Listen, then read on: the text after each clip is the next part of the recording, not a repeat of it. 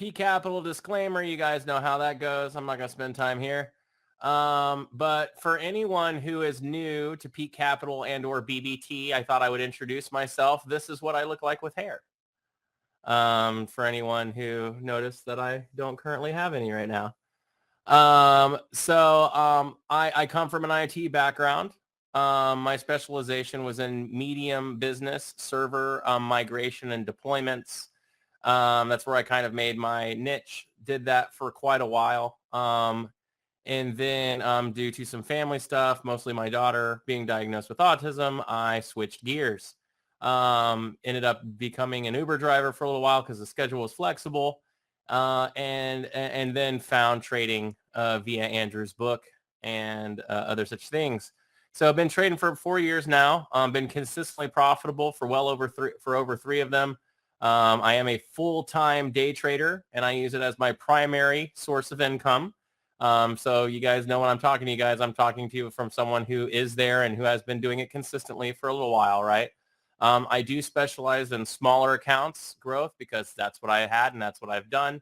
And I like helping to advance new and advanced traders. For me personally, my edge, I like to say I'm a volume trader. Specifically, I watch order flow. My strengths revolve around tape reading and volume and price analysis.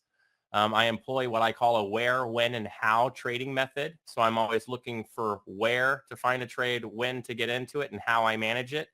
Every single trade has all of those components built in at all times. And for hobbies, I'm a beach bum, and I like myself a little bad football. Big fan of the Jaguars, and they're really bad, but it's a lot of fun. So I got 2 beautiful children, got a lovely wife, and all kinds of fun stuff like that.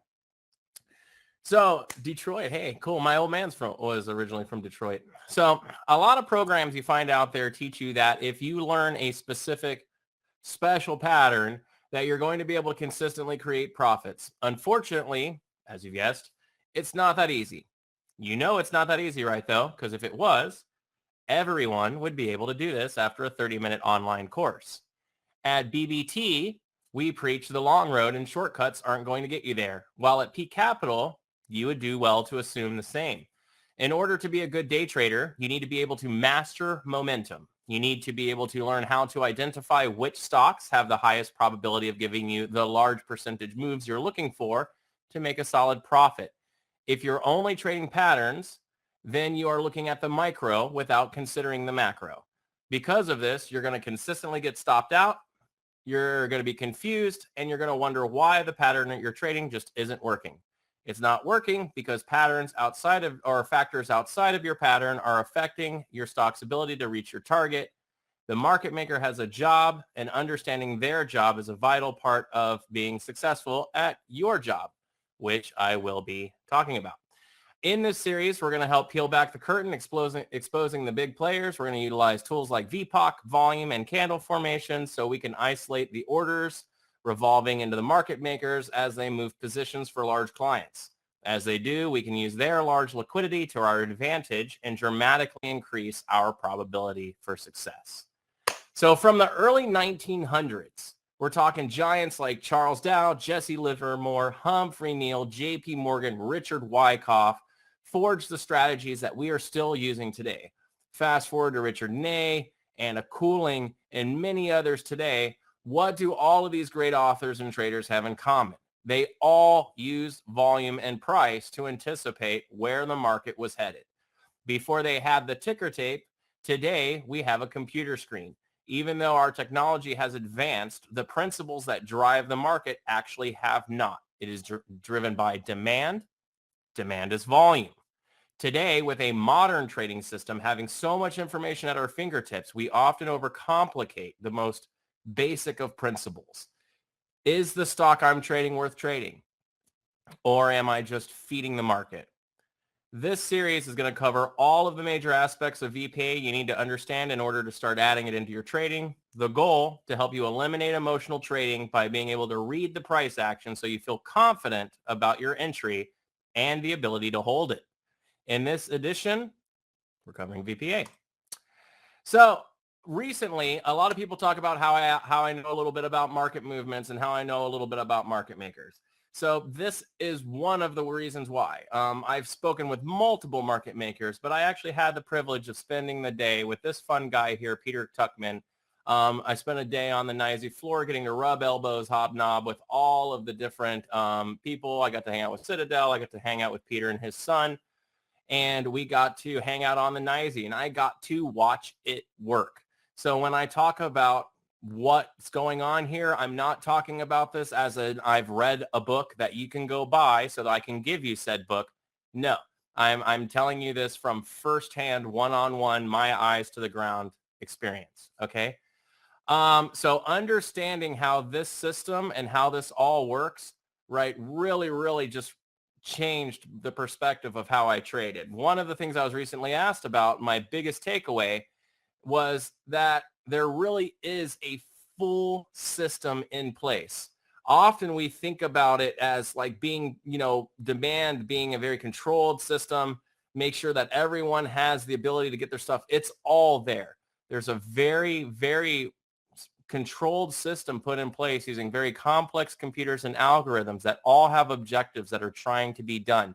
The market, although demand drives it, is not random, right? As demand becomes apparent, these systems act upon that demand, and they do it in a very normal and really quite predictable way, right? But the key is kind of like, and I'm going to ad lib here, the key is kind of like reading sheet music or any other kind of thing. You have to, as you learn VPA, you're going to have to transcend past just reading basic candle formations or just reading new highs or new lows.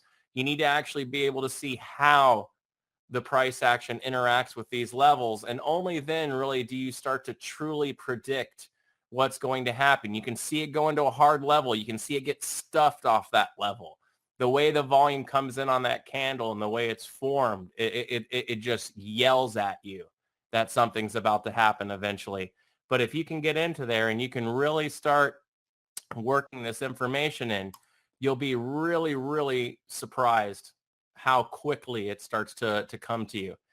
So who are market makers and insiders for those who aren't privy, right? Market making is an incredibly unique role in our market and one we would not do well without. These people spend their day moving around more shares than we will likely move in the majority of our careers. They are responsible for creating a market that we can trade, offering us instant fills for virtually any stock we want to trade, as long as there's liquidity available at the price. But more than that, these folks move the price in order to help facilitate trade. Knowing where all the big players are willing to do transactions, they will use powerful computer algos to move the price to those values, all while making money performing transactions along the way. They get to see the big picture. The only people who know as much are the insiders, but only a market maker can do something about it. They make incredible negotiations between massive clients in minutes, steering the market along the way.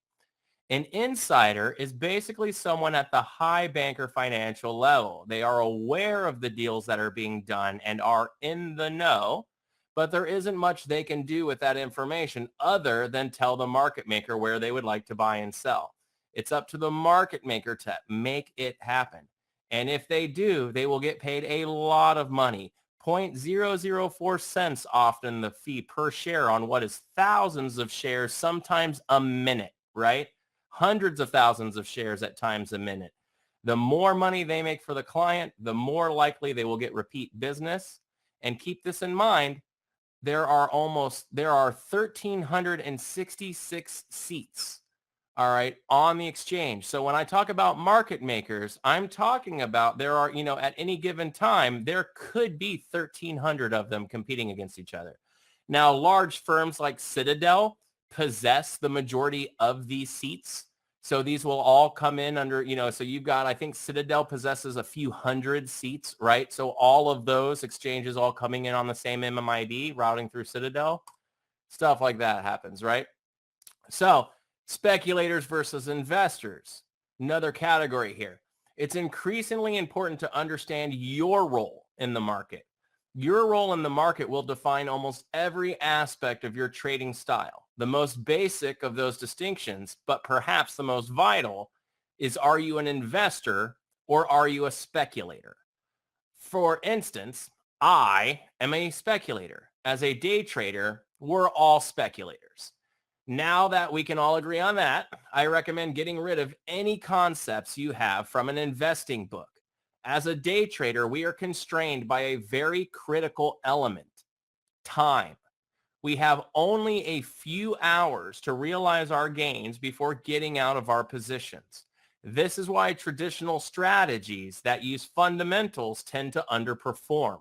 We don't need fundamentals. We need movement. We need to know where the auction is hot so that we can play it. Remember, the more participation, the better. Isolate a few stocks that have obvious participation and then watch the order flow. The market maker will ultimately move the price where the investors want it, but we don't get a say in that.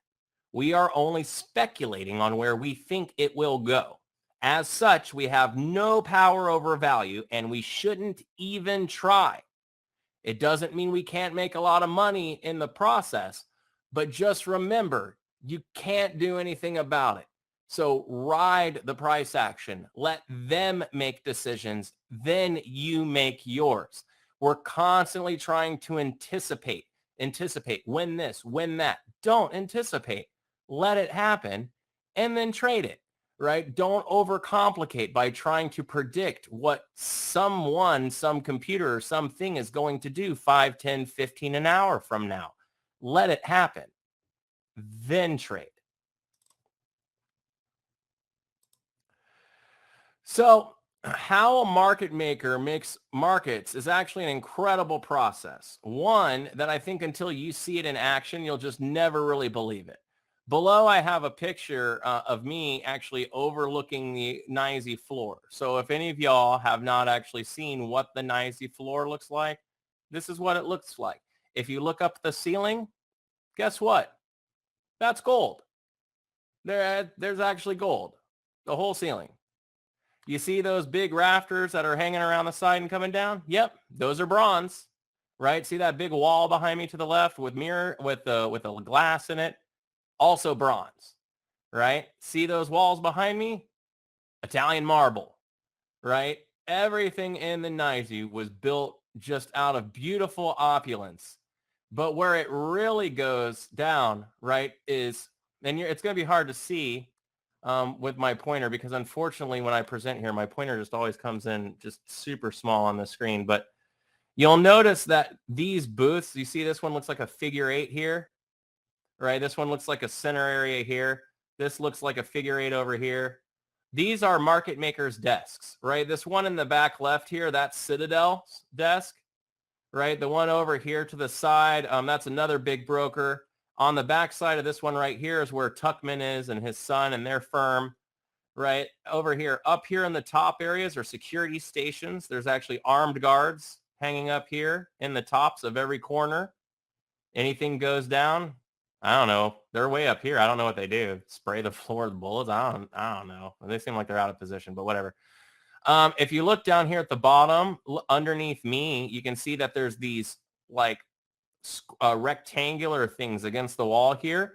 Those are brokers. Those are broker firm desks. So this is where like Bank of America sits and Merrill Lynch sits. And on the back side here, you can't see it because the sign's in the way, but Goldman Sachs is back there and Chase is back here. Over to the side, we've got Wells Fargo and back here. So all of these major lenders and all of these major firms that do these major bank transactions can walk right onto the floor and immediately do business directly with the NYSE, right? Same thing with the market makers. The market makers can walk straight over to Merrill Lynch and say, hey, you got anybody who needs 100,000 shares, right?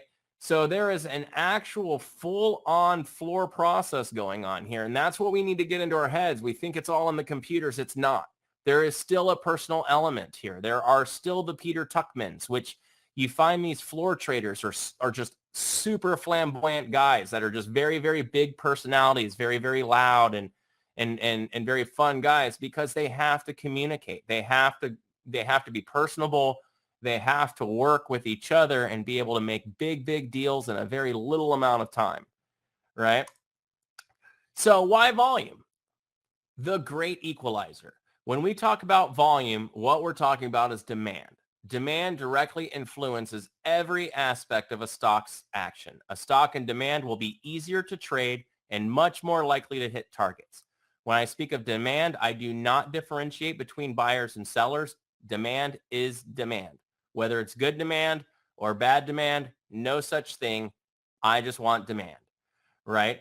Just like the traders of the old days, what we're doing is we're going to follow the volume and see which stocks have had a change in demand. We use gappers lists to find a stock with a quick price movement. And if you add on high volume to the criteria, you can find stocks with an even better catalyst. Me personally, I don't use gappers lists. I use volume, right? I just run a low volume scanner every day. So volume works on every time frame. With volume and price combined, you can anticipate when a stock is starting to change directions. You can see where the ranges are. You can anticipate movements between those ranges. There are many places in the market players can hide. They can sell in small lots. They can spoof the level 2. They can pass their order off of different routes. They can buy or sell over minutes, hours, days, even weeks. They have a detailed view of the big picture, giving them the ability to move markets. The only thing they can't do is hide their volume. At some point, we can see where they are performing transactions. Yep, volume scanner right off of DOS. So once I see them performing transactions, you can start anticipating where their next move is going to be, even when it's going to happen. Doesn't really matter what they do or when. It's just that when they start, I'm going to notice, and then I'll be ready to do it, right? But it takes patience. You have to wait for them to make their decision. Then you get to make yours, right? But if you do that, you get to ride their money, right? You have small bank. They have big bank. Would you rather go out on your own, or would you rather take a ride, right? I like to take a ride. Yeah, absolutely, Ruben. I also did a YouTube video on it not that long ago too, if you want a second copy of it. So think of this quick analogy.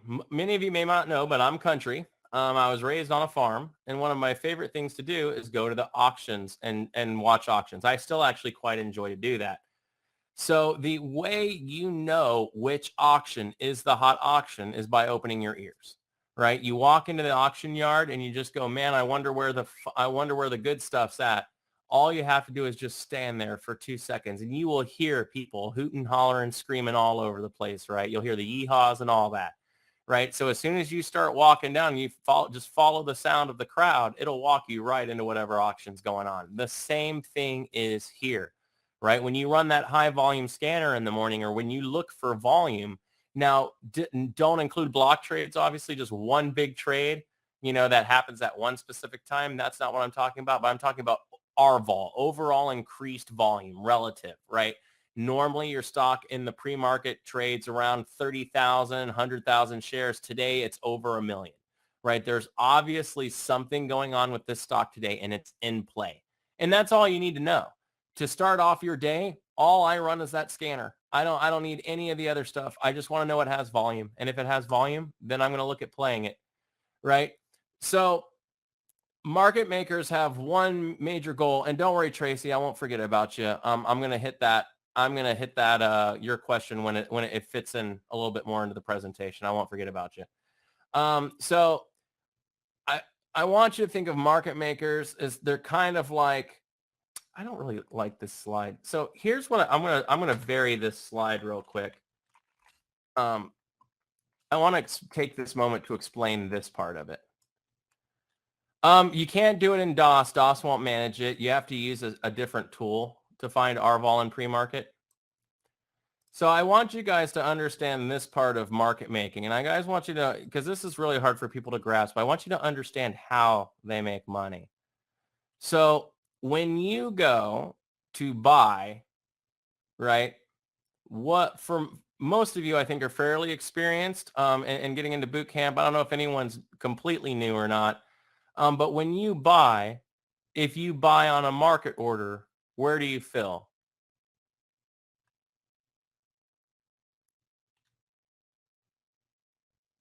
Thank you, Ruben. You fill on the ask, right? So market makers in the middle, you decided you wanted to buy, but you want to get filled now So you buy at the ask. Who are you buying those shares from? The market maker. You're not buying it from me, right? You're not buying it from another trader. You're buying it from the market maker, right? Now, what you're doing, the price, let's say the price is $110 and you just paid the spread for it at $110 and a nickel, right? The market maker is automatically 0.5 cents in the positive on this transaction, right? Because the price is still 110. You just paid 110.05 for it, right? But the price is actually still 110. This is why it's important to remember where the bid is, right? And where the ask is and where the price is, right? Just because stuff's hitting the ask doesn't mean the price is moving up. It just means stuff's hitting the ask, right? This could be shorts starting to cover. This could be long starting to buy. But what you know is that whoever is doing it is paying spread price, right? They're paying the ask. Now, what happens is the market maker is now going to move the price up to 110.05,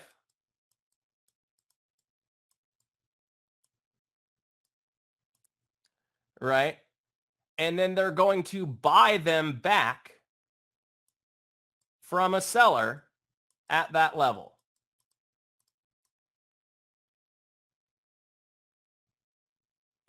The position is net neutral, right? They bought it and they sold it to you and bought it back from the seller at the exact same price. However, they kept all of the transactions in between, right? So you paid them to take the shares, or you bought, so you paid them to take the shares from them, and then the seller paid them to take the shares from them, right? This is how market makers make money, right? This is why they can move the price up even though they're getting selling demand, right? How can they move it up even though they're running into selling? This is how, right? Because as people are selling at this level, other people, which could be short sellers covering or longs buying, are going to be buying at a higher level. This allows the market maker to consistently go like this over and over again as the price moves up. Always making money, never at risk, right? And this is how we really do it, right? This is how the market moves. Keep in mind that when you're seeing limit orders, you're seeing confidence. When you see market orders, you're seeing panic, right? Market orders move the market. Limit orders do not inherently, right? Limit orders are fixed in price. They can't move the market. Market orders allow the market maker to move. That's why we don't care about orders that are hitting the price. We care about orders that are above or below the spread because they show panic, right? They show short sellers jumping the spread to get in.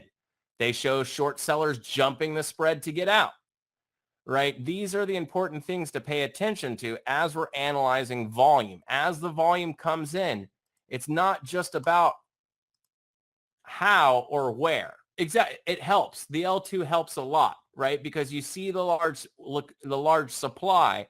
As you go into the large supply, right, you'll see the transactions hit at a fixed level. If they're hitting at a fixed level, then you know you're getting limit orders. That shows confidence, right? That shows confidence. J&J, it's more the price action, right? So as you come into those orders, you start filling on the orders. You hit the orders and then pull back. You hit the orders and pull back. That shows limit, right? But if you hit the order and then you pull back and volume comes in and pushes you away, those are market orders, right? As the orders come in, you have smaller increments that fill on the fly, right? As the price moves, orders are getting filled. That's how you know they're market orders, right? The price is moving too fast for limit orders to be coming in there, right? So you have to be using market or at least marketable limit orders. All right. So with that in mind, now that we know about that, we're going to move to large orders. Well, that goes straight to here, right? Things in motion like to stay in motion. So a lot of the more technical parts of VPA actually kind of work similarly to some physics concepts, right? So from time to time, I've had conversations with traders who tell me they feel like the price of stocks fall easier than they go up. Although I can see why one would think that conceptually it's inaccurate, and I'll explain why. Like physics, there's a couple of concepts in trading that are inherently similar. The first is relativity, right? And so basically we're just expecting things to be relatively equal, right? So if we have, I might have called the wrong theory, but anyway, if we have a certain amount of effort being put forward, we expect a certain amount of response in return, right? So if the price move, if we have volume coming in, we expect the price to move with that volume. Anytime we see otherwise, right, we have what we're going to call an anomaly, and we'll talk about identifying those here in a second.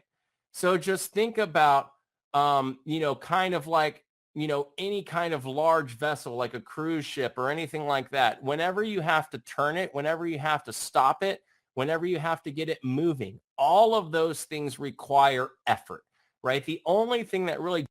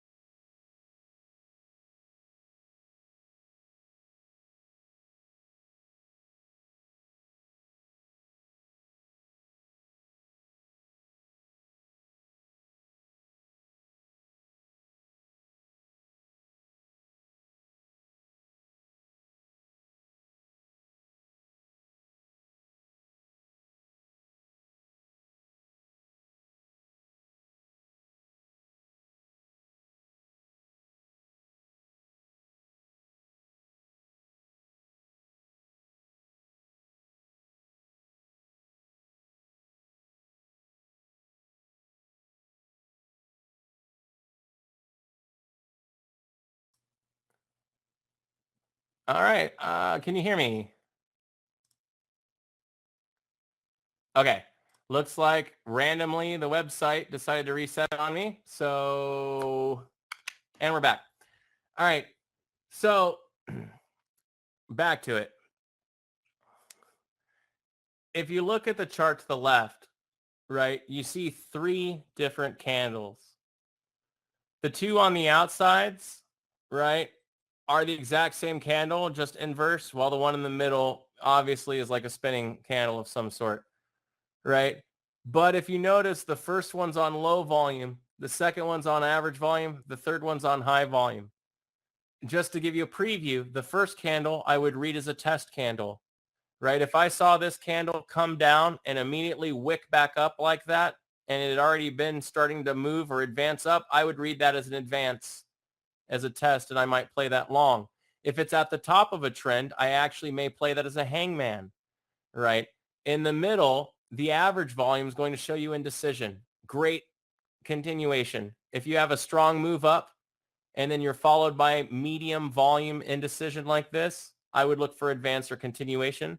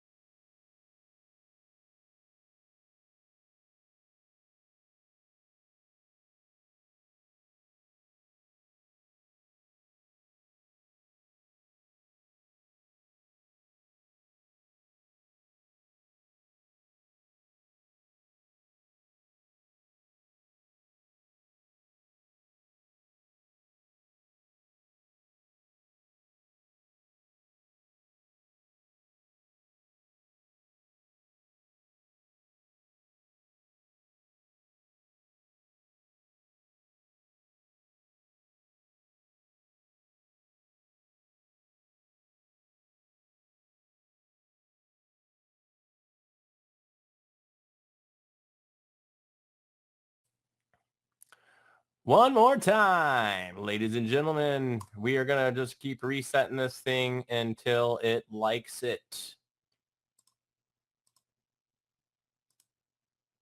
Can you hear me now? Like Sprint guy. Okay, sorry. All right, so back to it. So it's like I said, so it's kind of like watching a balloon fall out of the sky. Eventually, like if you were just walking down the street and you just saw a balloon falling out of the sky, it would just look so weird to you. Well, once you get into this candle stuff, you'll start to recognize volume anomalies in the same way, which will be stuff like the price is pushing like this. And as the price pushes, your volume's going, your volume's actually dropping. Right? Like you had high volume before and now your price is still going up, but your volume is dropping, right? You're going to go, wait a minute. How is the price running like that while the volume is dropping? Like it just doesn't make any sense whatsoever. So it'll really start to come out. And that's where this really starts to help you out.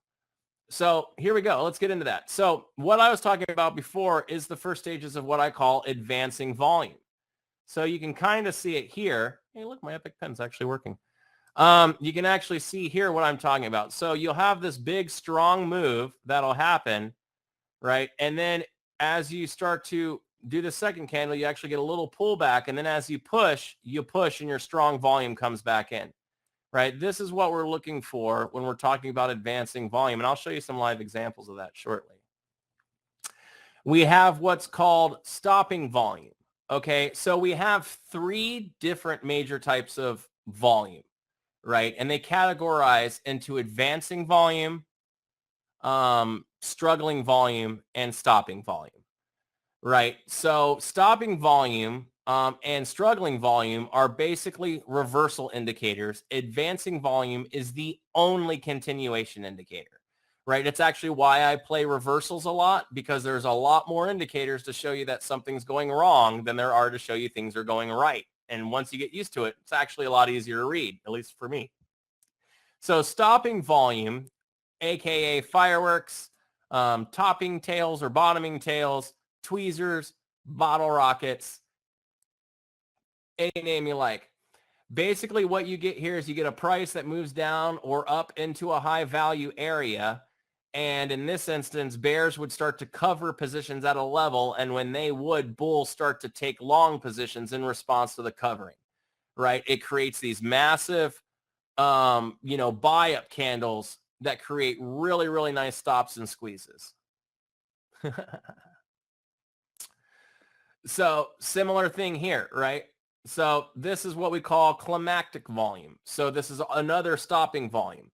So rather than struggle here for climactic, what we're talking about is warehouse imbalance. Okay, so when you have, let's add in a little bit more here. So when you have your market maker, right, and your market maker has an objective, right, and let's say that objective is arbitrary number $135.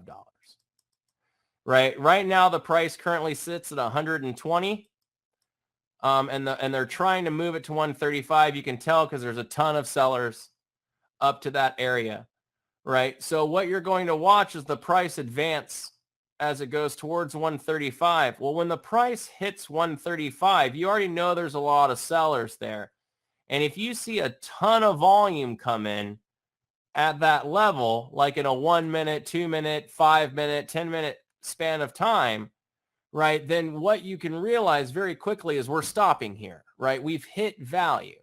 And the main reason is going to be is the market maker. Remember what we were talking about how when you buy, right, they're going to give you the shares. Well, when a market maker does that, they're naked shorting, right? A market maker is not required to have the inventory on hand to give it to you. Because of their role, we've given them some permission, right? And one of those permissions are you can sell it now, buy it later, right? So what happens is there is a certain level where the market maker knows that they are getting put in too much risk, right? If there's a lot of sell orders here, right, and the market maker does not have enough inventory on deck to handle all of those sell orders, the market maker is going to put themselves at too much exposure for risk. So what the market maker will do is they're going to drop the price away from the large sellers, and you'll see the volume struggle. As they try and push in, the volume will drop, like I was talking about. And this is the market maker failing to actually make it, right? So as they do that and they struggle, once they make the new low, something nasty is going to happen. Short sellers. Let's imagine the pattern looks like this.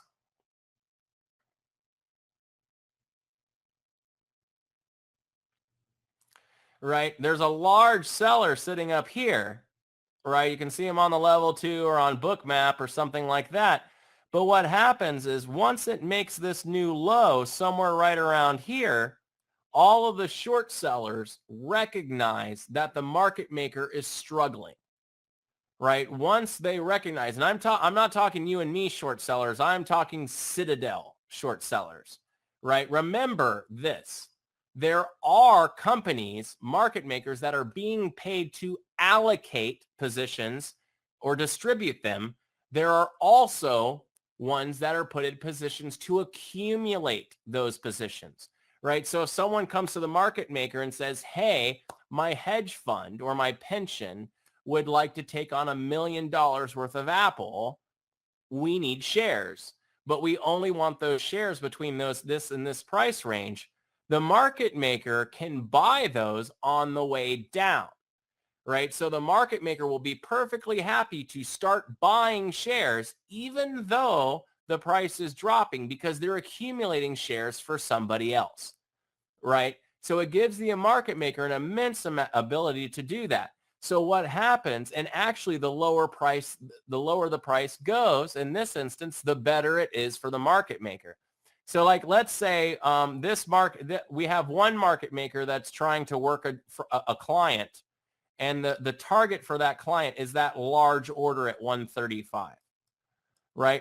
But we have another market maker, and that market maker actually has an order to buy from somebody, but that person says they don't want to buy for any more than like 130.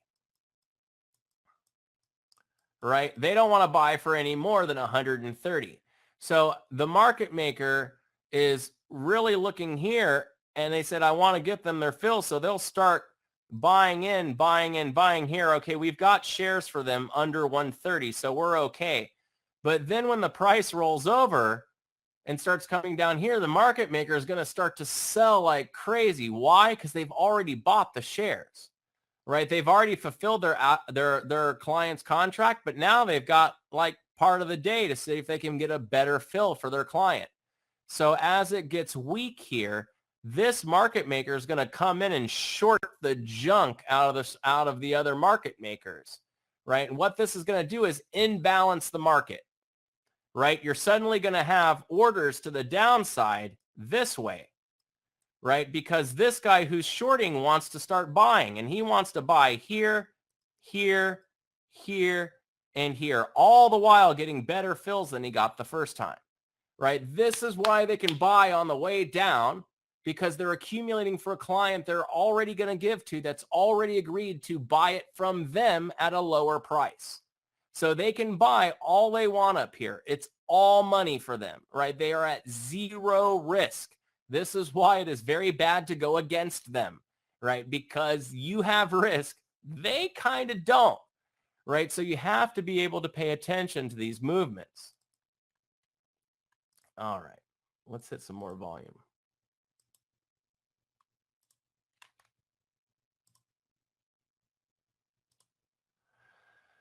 Talked about struggle. All right, so the volume anomaly. This is what we're talking about.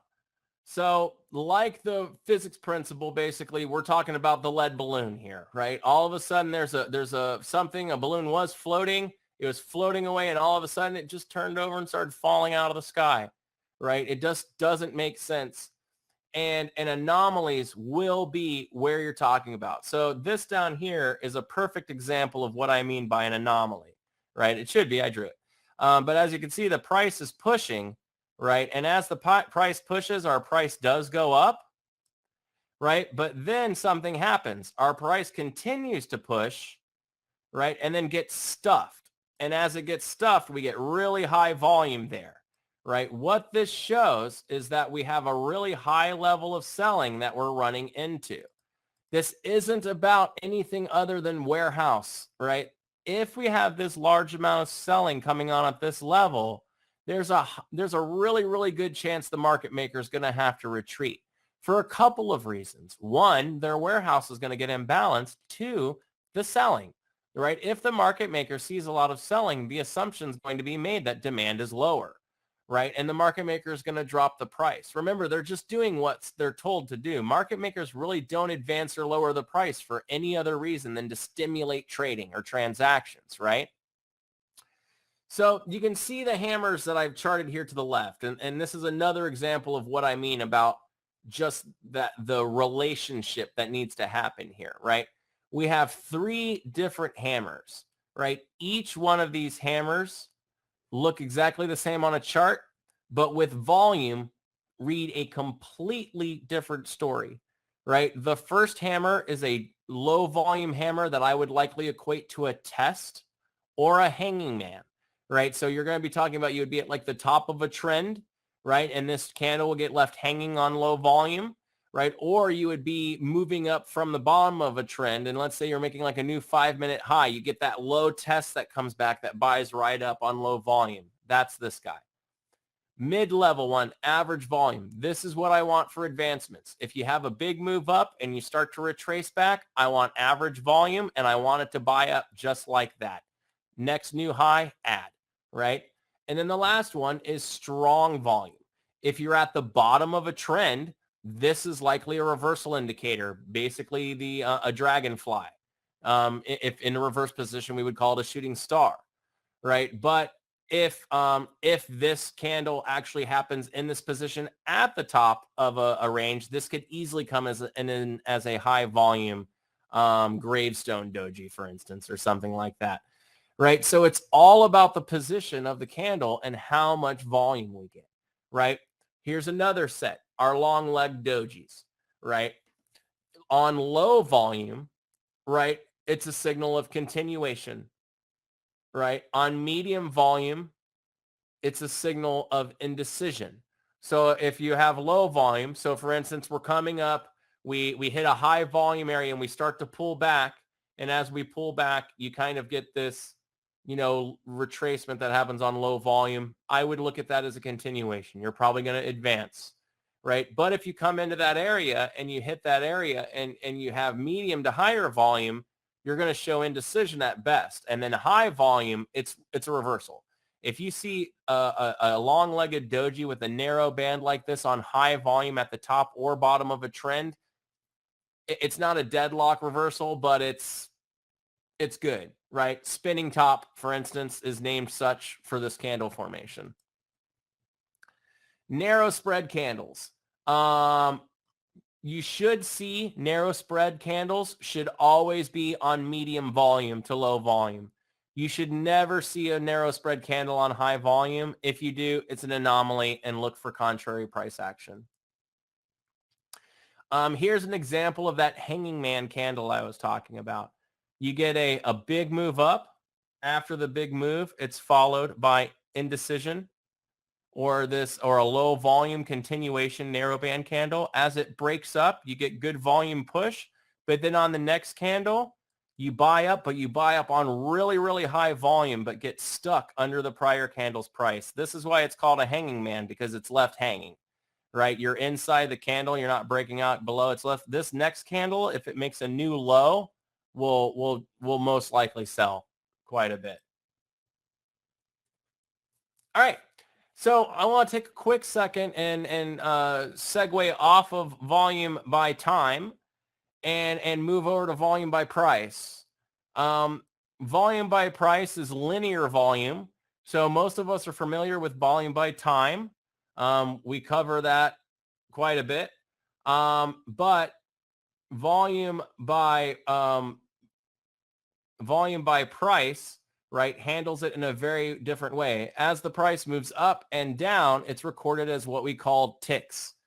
On your platform, you will see it represented by an up or down arrow on your market viewer as it moves.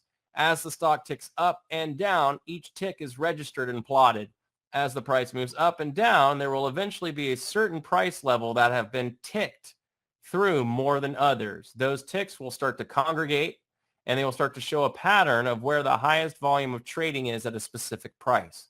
This gives us our best assertion of value across the market. It's an incredibly helpful tool. It lets you figure out where the market makers, insiders, and large account players are agreeing on value. They like to try and hide their volume by trading in small quantities. This keeps them off our usual radar on purpose because they don't want us to know what they are doing until they are ready to do it. As the volume starts to present, we can dial in on where the key levels are going to be, look for areas of high volume or high value zones or levels. And then when the time intersects with those high volume areas, we'll be able to make some decisions and make some trades. So volume point of control is VPOC. If you're interested in utilizing VPOC, this is how mine is configured. And I'll send Mike a PDF of this whole presentation that he can throw up for you guys with it. All right. So now that we've talked about some candles, we've talked about VPA, let's talk about some phases real quick. I want to talk about our accumulation phase. All right, a lot of you, as we get into this, I want to talk a little bit about what's really important. We talk about, I don't know if you guys have caught some of my other presentations about balance and value and excess and imbalance, right? So whenever we have our accumulation and distribution phases, we're at balance. We generically have average demand at those points. We have average to low volume. And what happens is during these phases, market makers are filling their warehouses, right? We're buying shares at a certain level. Remember what I said, the market maker probably already has a deal. Like let's say this, for instance, we could say, hey, this client up here says, hey, I want to sell my shares, and I want to sell a whole bunch of shares. Ideally, I'd like to sell them for 135, but I'll take anything. I'll take anything over 130. Right. So the market maker is going to start their accumulation phase down here. They're actually going to start buying set shares, right, and accumulating their position for the move up. And when we move, we want to play this phase, right? This is called the transition phase, right? And this is where we make money. A lot of you guys and girls are going to struggle as you learn to trade. And the reason you're going to struggle is because you're going to try and trade these phases. The stock is in accumulation or distribution the vast majority of the time.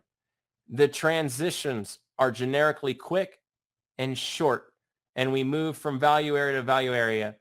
You notice we have this, how long this takes here, how long this takes here, right? The move from here, very, very short, right? The key, and we're going to go into that, is you start paying attention to testing phases and buy the retest. So you have an established range that sets up here in an accumulation. You allow it to break out from the range.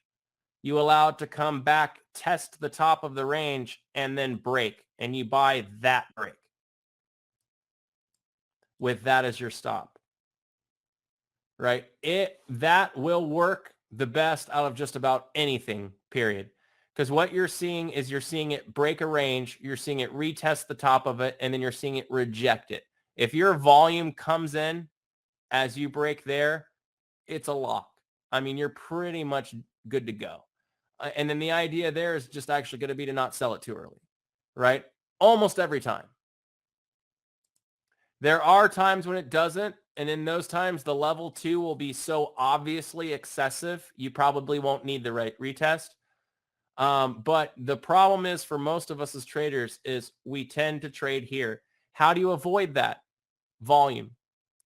When your stock accumulates, when your stock distributes, it does it on low volume, on medium volume. It chops, right? It can take an hour. It can take 3 hours. Stocks can chop ranges for days, right? That's why you need volume. That's why you want volume. Stocks rarely consolidate on volume. They compress on volume, right? I don't know. The retest happens. Sometimes a stock can take 2 hours to accumulate. It can break, retest, and move all the way to new value within a matter of minutes, right? You just got to be ready for it when it happens and then just play. That's the thing. That's what's so difficult. That is the difficult thing about this game, to be honest, is the patience, is waiting for them to make a decision so you can make yours and not trying to anticipate something you can never possibly anticipate, right? That's why I like tape reading and using volume, right? Because I'm not worried about what they've done, where they've been. I'm just worried about where I think they're going and when I think they're trying to get there, right? And it just kind of changes everything. A plus R vol, I wouldn't say I have one, but I mean, I would certainly like anything over a couple 100%, like 250% would be fantastic. I mean, I want to know it's in play. So back to the market phases. We're going to talk about our climaxes. Remember, we talked about stopping volume, right? Well, that happens in these instances, right? You get big stopping volume can happen here. And then right before you generically start to sell off, right, you get these big topping tails or wicks start to blow off. This is the market makers shaking out the last of their shares before they drop the price. So we just talked about the testing phase. Distribution phase is the opposite of the accumulation. Same thing here. You'll mark with high volume, and then you'll go into a lower volume chop. It's not until it breaks out of the range and the volume comes in that you'll be looking to go short on it.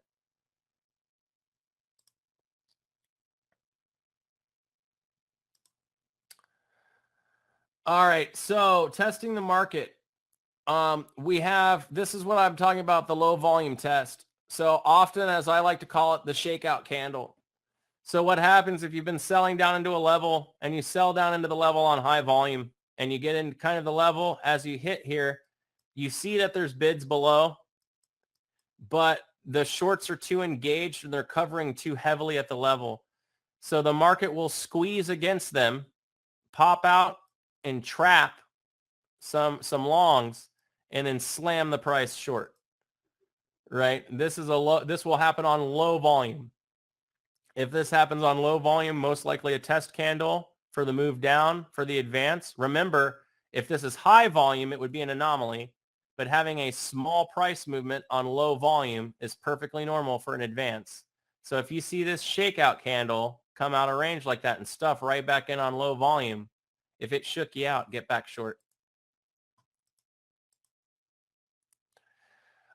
So this is kind of what I mean here. So this is the reverse of that. So as we're going up, right, we hit this area, and as we try and advance, we pull the price back. But when we pull the price back, we get a lot of volume, right? We don't get a low volume test this time. We get a high volume. This is showing struggle and failure.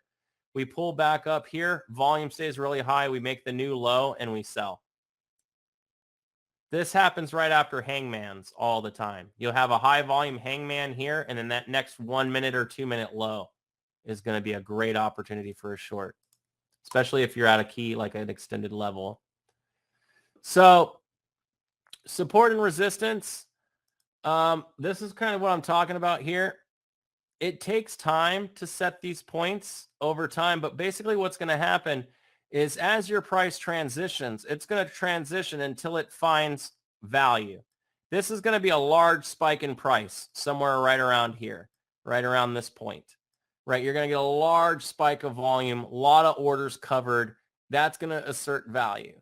We're then going to pull back, and as we pull back, we're going to come to this high extension, and then we're going to come back down to fill the rest of that order because there's going to be an order down here to fill. As we continue bouncing up and down from that order, we will set a value range, right, which will end up just slicing right through the middle of that, right? And then you will have your range. So this is how you get ready. Once you've seen the stock here set up, you're not in a position, right? You can buy the bottom of the range way down here, right, for an attempt to move back to here, but you're probably going to get chopped because you're buying the accumulation phase, not the transition phase. So you're going to get a lot of entries, a lot of stops, a lot of entries, a lot of stops. Once again, wait for it to break out. Once it breaks out, it should break out on volume. If it does a low volume retest of that level and then makes the new high, that's your long, right? New 1 minute, 2 minute, 5 minute high, whatever your preference is. That's going to be the spot. All right. These are basically isolated pivots. What an isolated pivot is basically a lateral movement across a particular level. So you're going to have high volume into a price. Then you're going to have a high volume candle that's going to get stuck in the middle, and then you make a newer low on each end, or vice versa for the high. These pivots are incredibly powerful. The vast majority of the trades I take are off of these kind of isolated pivots. You see the big move up, you see the indecision, and then you see the big move down, right? And I like to take the low right there. Or you'll have a big move down, indecision, big move up. And I'll take it right at that long there using the indecision as my stopping point. They work really, really nice once you get used to spotting them. And I'll show you some examples. All right. Cool. So all of the above. Volume works for everything. It just depends on the time frame you're looking at. Just keep it in context of the time frame you're using. So as you can see here, notice this. So notice how I have this daily level marked here. Yeah, I'll do a PDF of the whole thing, Ricardo. You can have it. We have this level that's established here. Notice how we sold off and then we came above this level. And then look at this. We return right back to that level, right? And hit it. As soon as we come off of it, right? We buy up off of that level. We go up, we go up. There it is. I didn't even mark it on this chart. Low volume test candle. Came right back down to the average, bought right back up on low volume. Few bars later, pop.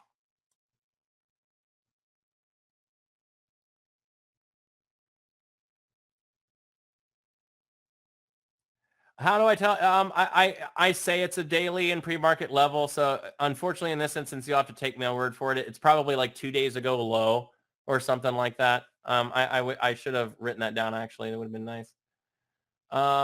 Let's see here. Where am I at? All right. Here's one on AMD.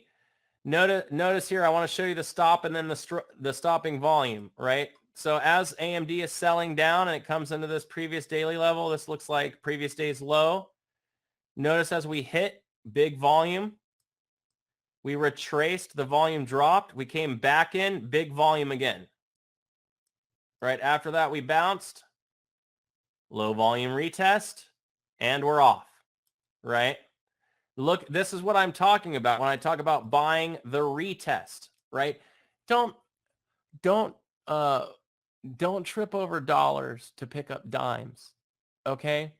I know it feels like it's not going to move that far. It will. And it'll do it a lot more often than you think. Don't become so obsessed with trying to get nickels off of $100 stock. Notice this is AMD when it was at 50 bucks. Trying to do that, right? Don't worry about it. And I'll show you. Look, even if you don't buy this double bottom here, look how it establishes this top side range right through here. Bottoms, it breaks out from the range. It comes back, tests the range top, and then makes the new high. There it is. There to there. Right? Beautiful little 10-cent RVR risk. Easy 4-to-1, 5-to-1 move to there, even there. Right? Don't be so obsessed with trying to get this with this right, that you miss out on a much easier, much bigger and better trade that isn't as stressful.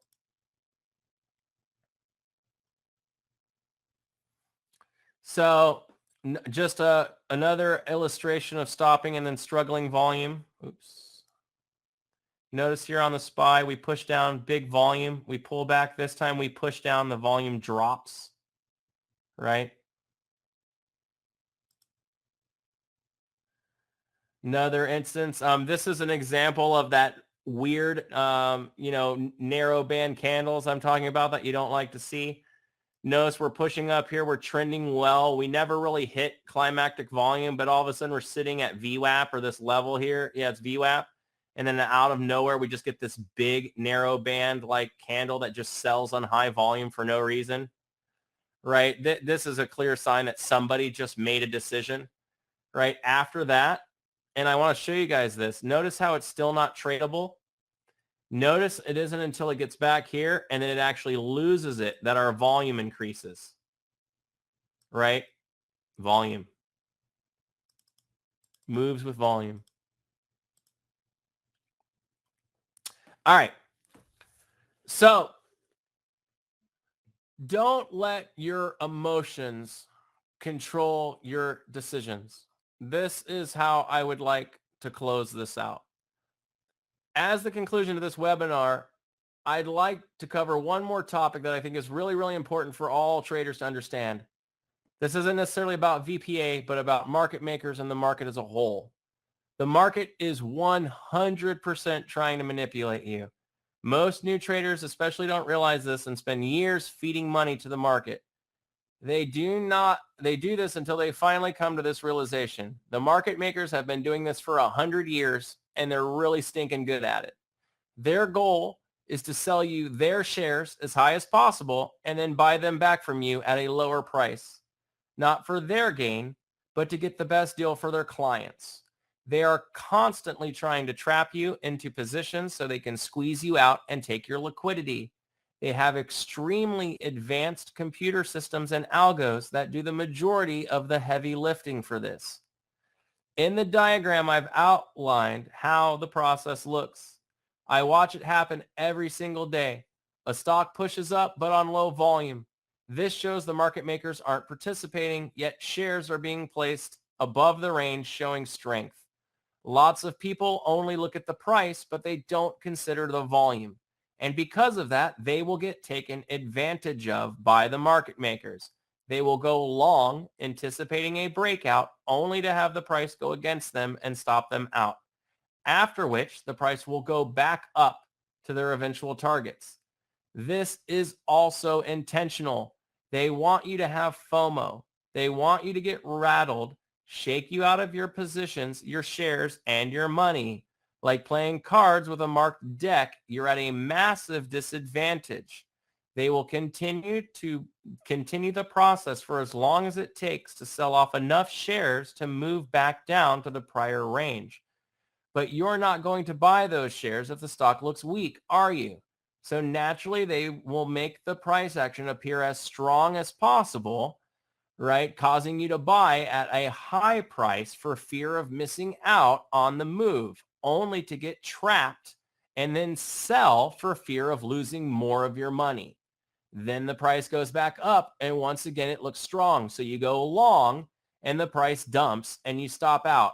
You eventually get so frustrated to trade the stock anymore, you quit, you come back an hour later and you find out the stock had dumped. You were trying to go long over and over and over again, and the stock eventually dropped. You were never going to get that move, but they made a fortune. So how do you beat them? Easy. You don't. You let them do what they are going to do because you have no ability to stop them or even make a dent. Rather, learn to know when they are moving and take the move with them as everyone else gets liquidated. Watch the process, not the charts, not anything else. Just look and see what they are trying to do. Where's your liquidity? Where's your demand? Are there a lot of orders coming across? or there are not very many orders coming across, right? What's happening here? How good of a job are they doing? Where are they trying to go? Are they getting there? Are they struggling? These are the things you need to be thinking. Remember, you're trading not against them. You're trading with them. So like any good partner, you need to pay attention to the dance, right? You can't get out there and dance on a dance floor with somebody, and just move around however you want. You need to be intuitive. You need to pay attention to the process that is happening, because there is one, and it's a big one, and it's complicated, right? And you can't understand it, but you don't need to, right? Just pay attention. If you can watch the volume, see the signals that they're throwing you, you will be amazed at how much of an improvement you will see in your overall hit record. I did want to throw out a couple of book titles that aided in the, in my volume and price analysis. Anna Cooling, Naturally Complete Guide to Volume and Price Analysis. Read the book, then read the market. Really solid book for an intro if you want a little bit more. Also, Humphrey Neal, Tape Reading and Market Tactics is really nice. I do also often like to throw out a little shout out to my buddy, Peter Tuchman, the Einstein of Wall Street. Follow him on Twitter if you want. He's really big in the NFT thing and all that stuff. Really cool guy, big personality, really fun. So if you have a chance, pop on there and check him out. If you haven't had a chance, I'm on Twitter as well, at Thor Young. This is me standing on the exchange, getting my Wolf of Wall Street on. Natasha, I will make sure a PDF of this gets sent to Mike, so you can have a copy of the presentation along with the slides. I hope everyone had a great day. I hope you enjoyed your trading. And as always, everybody, have a good one.